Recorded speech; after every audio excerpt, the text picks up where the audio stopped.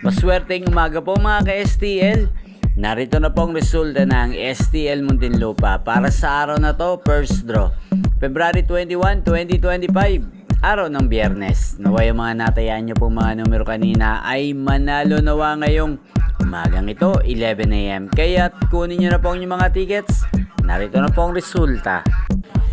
Ang mga numerong nanalo sa STL Muntinlupa ngayong umagang ito, February 21, 2025, 11 AM. First draw result, 1 at 33 in exact order. Sa lahat po ng tumaya kanina sa STL Muntinlupa para sa first draw ng 1 at 33, congrats po sa inyo. Panalo po kayo.